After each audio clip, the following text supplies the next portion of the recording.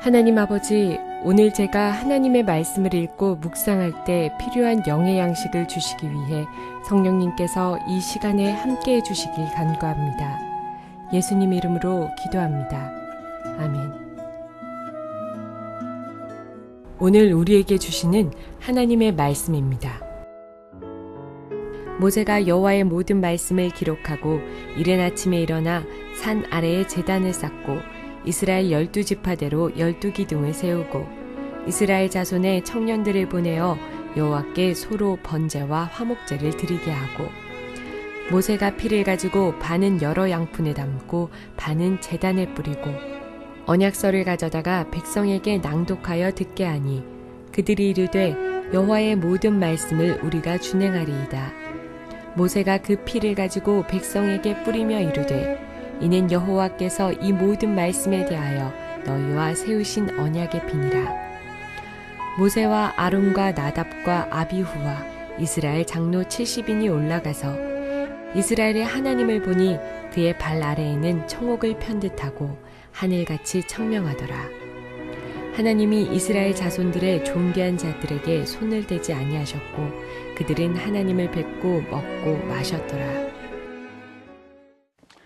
사랑하는 성도 여러분, 평안하셨습니까? 오늘도 주님께서 주시는 말씀을 통하여 은혜로운 하루를 살아가시기 바랍니다.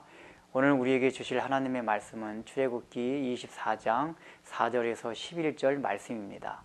이제 하나님께서 이스라엘 백성들에게 언약 체결식을 하고 나서는 화목제와 번제를 드리게 합니다.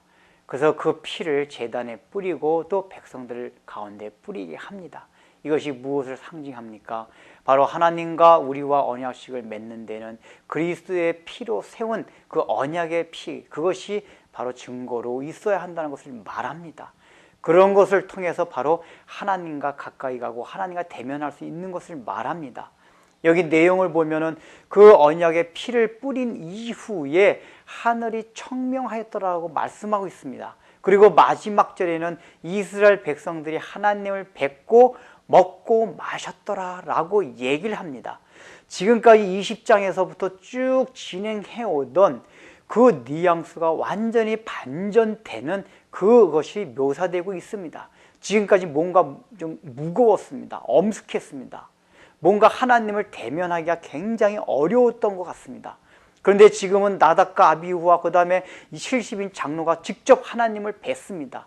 원래 처음에 시내산에 당도했을 때 이스라엘 백성들은 하나님을 뵙지 못했습니다. 하나님께서 경계를 그었습니다. 가까이 오지 못하게 하셨습니다. 그런데 완전하게 바로 그 화목제와 번제로 드린 피를 그 제단과 백성들 사이에 뿌린 이후에 완전한 언약 체결식이 이루어진 이후에는 하나님 앞에 가까이 올라가게 했습니다. 하나님을 보게 했습니다. 그래서 여기서 표현을 보면 하나님을 뵙고라는 표현이 나옵니다. 그리고 먹고 마셨고 즐거워했더라라고 성경이 표현합니다. 여러분, 이것이 무엇입니까? 지금까지 우리가 이렇게 성경을 읽으면서 그 무거웠던 모든 짐들이 다 벗어나는 것을 말합니다. 이것이 바로 구원받은 결과라는 것입니다. 여러분들 신앙생활을 하면서 내가 혹시 지키기가 힘들고 어렵고 여러 가지 또 내가 연약해서 무너지고 넘어지는 그것이 있다 하더라도 그리스도로 인하여 내가 그리스도의 피로 인하여 이렇게 하나님과 그 막혀진 담이 허물어지고 하나님과 대면할 수 있게 되었다는 이것이 얼마나 기쁘고 참으로 감사하다는 것을 생각하라고 하는 것입니다. 그 결과가 무엇입니까? 바로 뵙고 난 그 결과가 기쁨이며 즐거움이며 잔치집 같다는 것을 말합니다. 지금 시내산에서 이 이스라엘 백성들은 하나님과 결혼식을 하고 나서 잔치를 벌이고 있는 것입니다. 이것이 바로 구원받은 우리 결과요, 구원받은 백성이 누려야 할 삶이라는 것입니다. 결코 우리의 생활은, 우리의 신앙생활은 그렇게 무겁고 버겁게 가는 것이 아닙니다.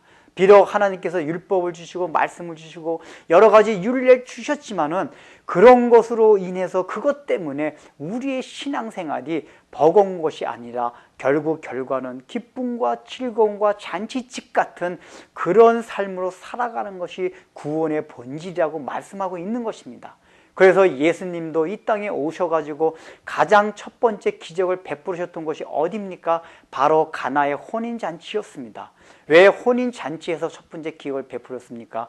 그것은 바로 예수 그리스도가 이 땅에 오신 목적이 바로 너희들에게 잔치를 베풀기 위해서라는 것을 보여주기 위해서였습니다. 그 잔치집에서 가장 흥을 돋궈야 될 그 포도주가 떨어진 이 세상 가운데 너희 가운데 흥을 북돋아주고 정말 잔치집이 잔치집 되기 위해서 기쁨과 즐거움과 풍성함이 넘치게 하는 것을 주려고 내가 왔다 하는 것을 보여주시기 위해서 혼인잔치에서 물로 포도주를 만드는 기적을 베푸신 것입니다. 여러분, 우리가 받은 구원이 그것입니다. 우리는 잔치집 같은 그런 인생을 살아가야 하고 실제로 하나님께서는 그런 인생을 약속해 주셨다는 것입니다. 지금까지 우리가 출애굽기를 쭉 겪어오면서 생각했던 뭔가 무겁고 어둡고 버거운 모든 것을 벗어 던지라는 것입니다. 구원의 본질은 이렇게 즐겁고 기쁘고 희망차고 잔치집 같은 그런 삶을 누린다고 하는 것이 하나님의 약속이요 하나님의 말씀입니다. 지금 여러분들 삶 가운데 그것을 누리고 있습니까? 지금 우리가 받은 구원은 잔치집 같은 것입니다. 기쁨이 있는 것입니다. 여러분의 삶이 혹시 아무리 어려움이 있다 할지라도 주님께서 베풀어 주신 그 구원의 의미를 다시 한번 생각하면서 내가 받은 구원으로 인하여 여러분들의 삶을, 여러분들의 인생을 잔치집같이 기쁨과 즐거움을 가지고 살아가십시오. 기도하겠습니다. 하나님 아버지, 주님께서 베풀어 주신 그 구원이 얼마나 기쁨과 즐거움과 우리에게 잔치집 같은 풍성함을 주는 그러한 구원이었습니까? 그런데 우리가 신앙생활 하면서도 종종 그 구원의 본질을 잊어버리고 우리의 삶의 무게에 눌려, 우리의 죄악의 무게에 눌려, 우리 본성의 무게에 눌려서 버겁게 힘들게 그렇게 사는 때가 얼마나 많이 있었습니까? 이제 우리는 하나님과 그리스도와 결혼한 그 하나님의 백성이요 하나님 주님의 신부란 사실을 생각하며 그 신부로서 당연히 누려야 될 이 결혼식의 잔치의 기쁨과 즐거움을 우리의 인생 가운데서 늘 누리며 살아가게 하여 주옵소서. 예수님의 이름으로 기도드립니다. 아멘.